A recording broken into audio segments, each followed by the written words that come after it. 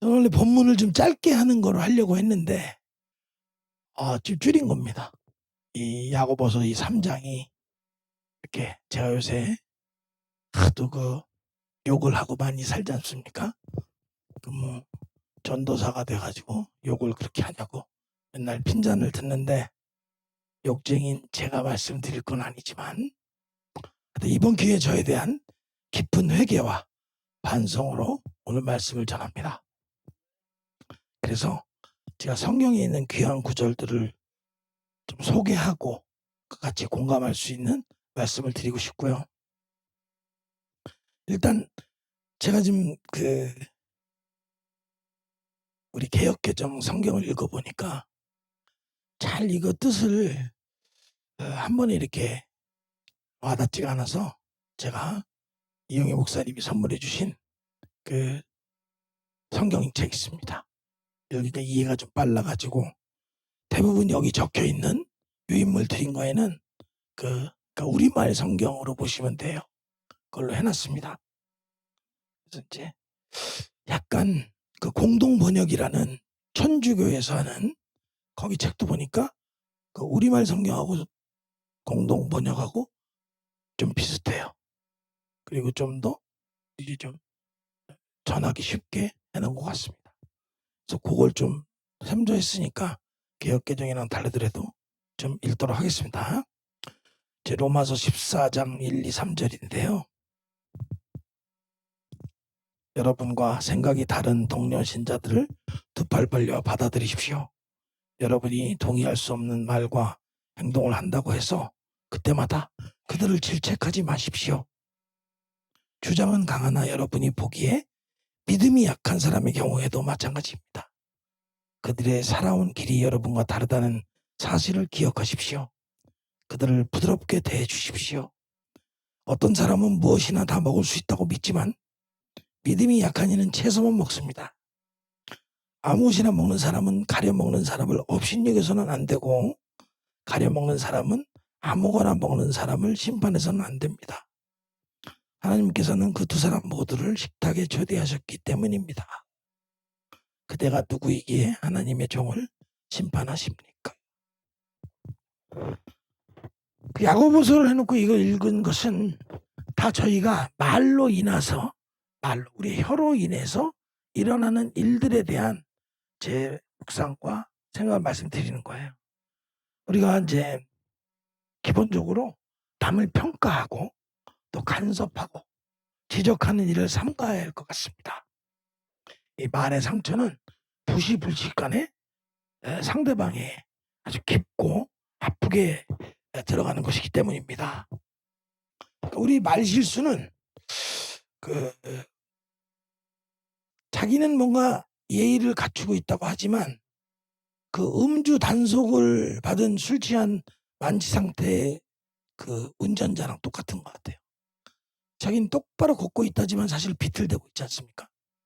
그러니까 우리는 예의를 갖추고 아주 잘한다 그러면서 그냥 막 상처를 주는 거죠. 이 말에 대한 실수에 대해서 성경에서 너무나 주옥 같은 말씀이 많아요. 그래서 오늘 좀 그 소개 자료로 제가 자료를 준비해 봤습니다.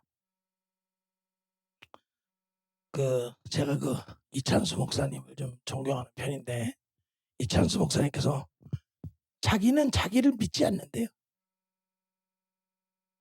나는 나를 신뢰할 수 없다. 참 감동적인 고백이었어요. 죄성을 지니 우리는 분별력이 그렇게 지적할 만큼 탁월하지 않다. 그런 뜻이겠죠. 그러니까 내 뜻이 이렇고 내가 맞으니까 이런 것이다. 이렇게 얘기할 자격이 없다고 아주 훌륭하게 고백을 하셨어요. 옥하는 목사님의 두 제자가 상당히 상반됩니다. 이찬수 목사는 그런 표현을 하고 있고, 오정현 목사는 거기까지만 하겠습니다. 오늘 말을 아껴야 되니까. 이런 말실수의 원인은 인간이 타락을 하면서 혀도 타락했다는 것이랍니다. 아까 야고보서 3장 8절에 혀 밑에 뭐가 있다고요? 독기가 있습니다. 혀 밑에 독. 우리가 혀를 잘못 놀리면 독을 뿜어내는 겁니다. 혀를 조심하셔야 될 것 같습니다. 우리가 조심해야 되는 경우를 제가 좀 말씀드리겠습니다. 어떤 경우냐? 이 말은 이때는 절대 말하면 안 돼요. 어떠냐? 자기 친구나 누구한테 얘기할 때 기분 나쁘고 섭섭하게 듣지 말아라. 그러면서 얘기할 때 절대 얘기하면 안 됩니다. 그리고 뭐 이 말은 안 하려고 했는데 이렇게 시작하는 말 할 땐 절대로 말하면 안 됩니다. 상대방은 그 말 듣는 순간 상처를 받아요. 다음에 뭐 할 말은 해야겠어. 딱 이렇게 시작할 때 절대로 말하면 안 됩니다. 내가 잘 되려고 하는 말인데 이러면 더 안 됩니다. 예를 들어서 우리 사랑하는 어머니들이 오성경 어머니 한지영 군한테 네가 잘 되라는 말을 하지 마세요. 안 하셔도 잘 됩니다. 참고적으로 그렇게 됐고 뭐 이런 충고는 상대방이 물어봐도 안 하는 게 좋습니다. 그죠? 그래서 사실 듣지도 않잖아요. 뭐 이렇게 충고를 해줘도 잘 듣지 않습니다. 그래서 이번에 아주 명심을 하고 제가 안 하려고 결심을 다짐하면서 설교를 준비했습니다. 제가 이 대목에서 아주 부끄러운 것은 제가 이제 우리 담임 목사님한테 설교에 대해서 어쩌구리 저쩌구리 했었는데 상당히 글을 쓰면서 좀 민구스럽더라고요. 좀 힘들었습니다. 사실 뭐 어쩌고 저쩌고 했는데 별로 틀린 말인지 맞은 말인지도 부르면서 좀 찌끄렸던 기억이 나가지고 좀 이 자리에서 또 좀 사과를 드리고 말을 줄이도록 하겠습니다.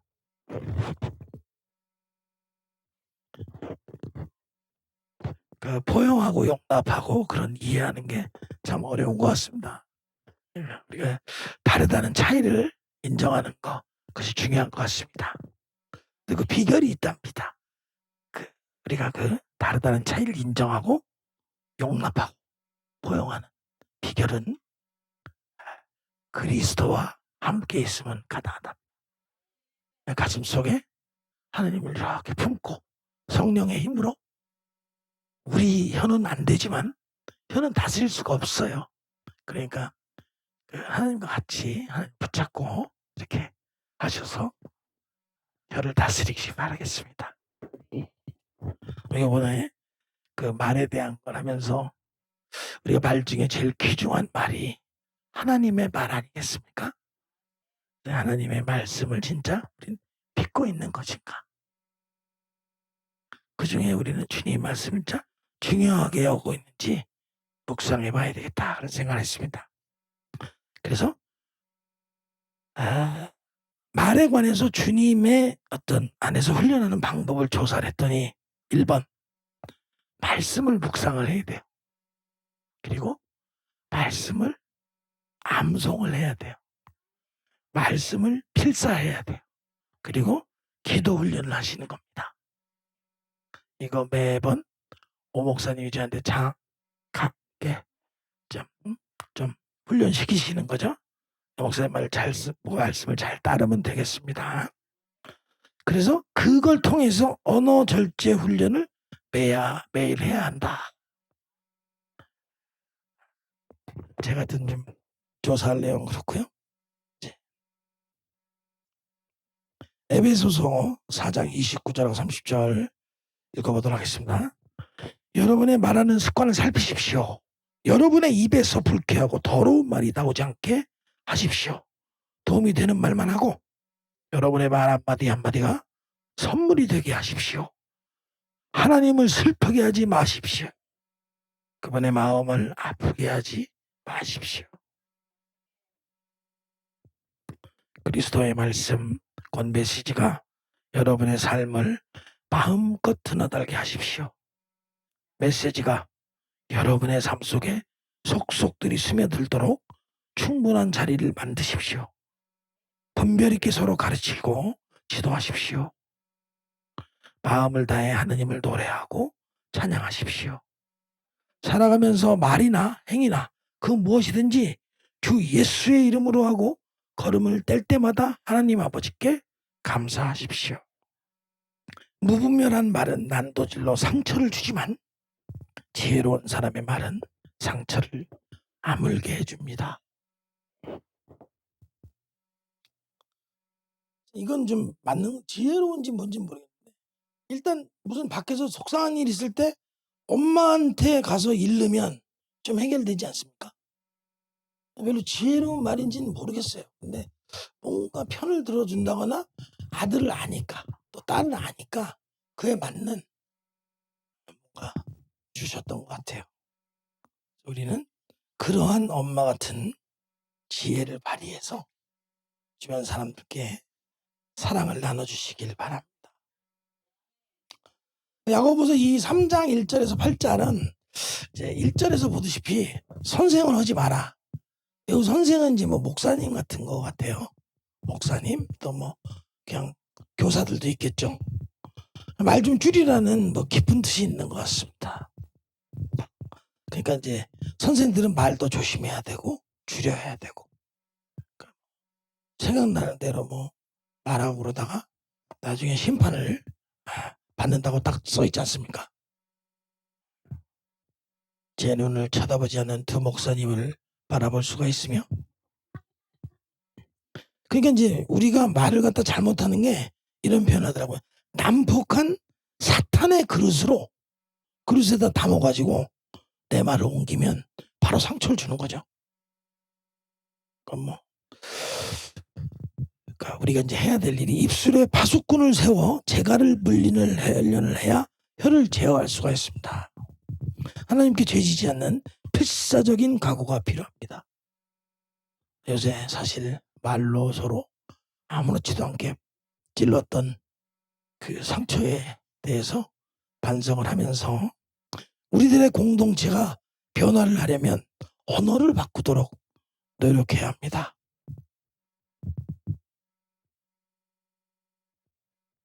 내뱉는 말은 그 사람의 된대미를 말하는 겁니다.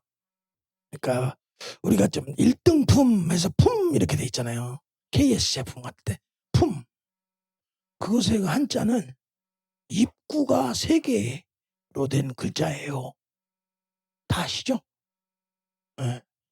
뭐 그 정도는 제가 볼적에 무학이라도 알고 있는 것으로서 그 이제 뭐냐면 이게 입으로 결정난다는 거죠. 품격이. 아주 반성을 이번에 너무 많이 했습니다. 그리고 사실 이제 점잖다는 평을 받는 사람들이 있어요. 그런 사람들은 수다스럽지는 않다. 수다스러운 걸 본 적이 없고 오늘도 제가 이제 교회 오면서 말이 많다고 우리 장인실 집사가 자기 말이 많은 사람을 너무 싫어한대요. 그러더니 목사가 딱이야 이러더라고요. 완전 오늘 무슨 이거 원고 보여주지도 않았는데 그냥 한 방 먹이더라고. 그래서 제가 열받아서 머리통을 줘봤더니 성경책으로 제 머리를 치더라고. 자, 우리가 이제 성경에서는 어른이라는 게 어른스러운 말을 해야 어른이랍니다. 그러니까 애 어른 상관없이 뭐 나이가 70이 돼도 어린아이처럼 이런 거예요. 징징대고 떽떽거리고 자기 주장만 고집하고 예의 없고 사람도 불편하게 하고 또 불친절하고 시끄럽고 뭐 어린아이들이 주로 젖을 안 주면 그냥 울잖아요. 소리 지르고. 네? 그래서 이제 무대법입니다. 그 어린아이 취급받지 않으면 우리는 말하는 습관을 고쳐야 합니다. 예의 바르고 신중하고 편안하고 부드럽고 친절하며 조용하게 그게 성경에서 말하는 어른입니다. 성숙한 입술이 성숙한 영성을 나타냅니다. 자기 거 뭐 해달라고 자꾸 징징대고 떼쓰는 것은 그것은 어린아이인 거예요. 공동체에서 성숙한 언어 사용에 훈련을 해야 됩니다. 자, 마지막에 다 왔습니다. 내 입술도 변질되었다는 것을 기억하시고 자신을 하지 마시고 삼가며 말 내뱉기 전에 한 번 더 삼키시고 주님의 말씀으로 내 안을 채워서 성령의 힘으로 나오는 말을 전하십시오. 마지막으로 마음의 가책이 되는 것을 고백합니다. 사랑하는 부인 장영일 집사님께 교만하게 평가하고 욕하고 지적질하며 막말을 했던 순간을 사죄하고 회개합니다. 결론입니다. 삶의 현장에서 지쳐있는 영혼에게 용기를 주고 의미와 재미가 있는 말씀을 전하는 생수교회 교인들이 되시기를 간절히 기도하면서 민수기 6장 24절, 25절, 26절을 전합니다. 하나님께서 여러분에게 복을 내리시고 여러분을 지켜주시기를, 하나님께서 여러분께 미소 지으시고 은혜 베푸시기를, 하나님께서 여러분의 얼굴에서 눈을 떼지 않으시고 여러분을 형통케 해주시기를 빕니다.